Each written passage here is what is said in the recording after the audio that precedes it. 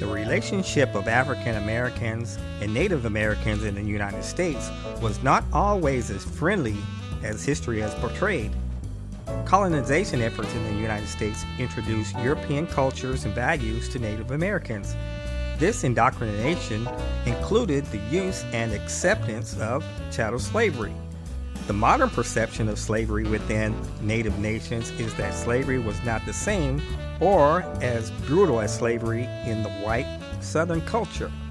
However, the slave culture in the antebellum South was passed on intact to Southern Indian culture. In fact, in 1731, 3 slaves under the control of Choctaw Indian Alibamin Mingo were treated so bad that they escaped and asked to be reclaimed by French authorities. Native Americans bought and used forced slave labor of African Americans to work plantations and build wealth in the same way as white slaveholders. Chickasaws and other tribes also captured and sold runaway slaves for profit. During the Indian removal period, when the United States government moved eastern tribes to Oklahoma Territory, enslaved people's labor shielded the Indian owners from some of the Trail of Tears hardships. United States records intended to account for the movement of Indians and their property unmistakably reveal the presence of the black people owned as property by Choctaw and Chickasaw slaveholders. Enslaved men drove wagons loaded with household goods and tended horses and livestock, while enslaved women prepared meals. The United States Army personnel in charge of removal also relied on enslaved laborers, hiring them from Indian and white owners to push boats, care for horses and cattle, drive wagons, and work as personal servants. Upon arriving in Oklahoma Territory, missionaries often hired and used slaves.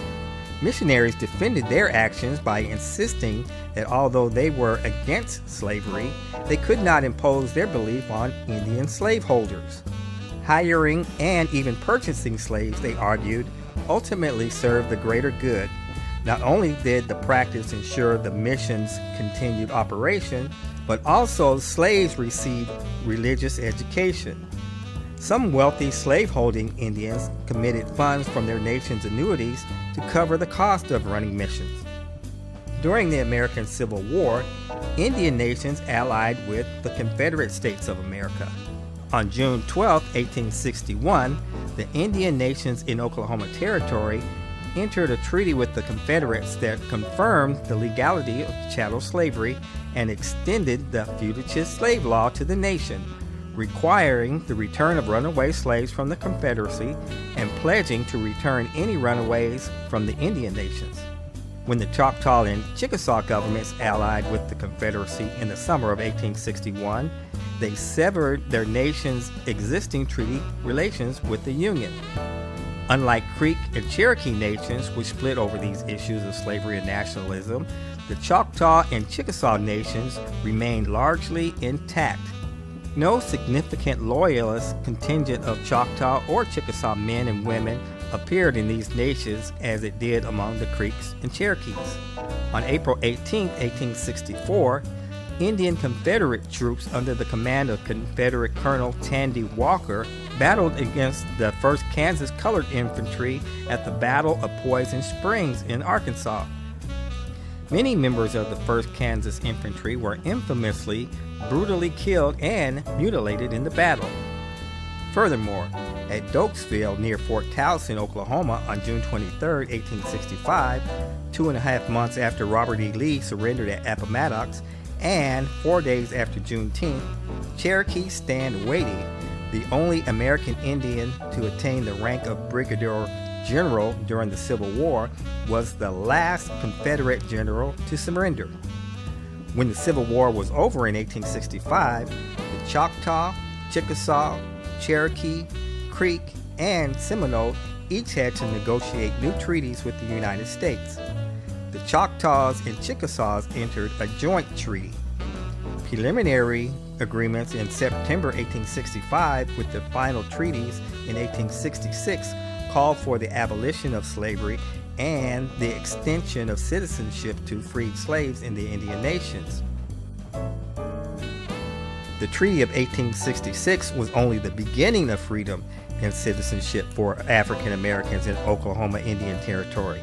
The fight for freedom, citizenship, and civil rights continued for an additional 40 years. The Dawes Rolls and the Curtis Acts together helped Oklahoma's freed people gain some rights and property allotments. The Choctaw and Chickasaw nations were the last to agree upon rights for freed people. The Choctaw and Chickasaw nations fiercely resisted any extension of citizenship, civil rights, or property allotments within their nations and held out for as long as possible. Once allotment was completed, the Indian governments were dissolved and freed people in the Choctaw, Chickasaw, and other Indian nations in Oklahoma were recognized as citizens of the United States. However, almost immediately after Oklahoma's statehood in November of 1907, state lawmakers enacted a series of laws imposing racial segregation and disenfranchising black voters. In later years, the Indian nations in Oklahoma revoked the tribal citizen status of descendants of freedmen as agreed upon in the Treaty of 1866, Dawes Rolls, and Curtis Act. If you like this video, check out some of our other videos. Hit the subscribe button so you will know when our new videos come out.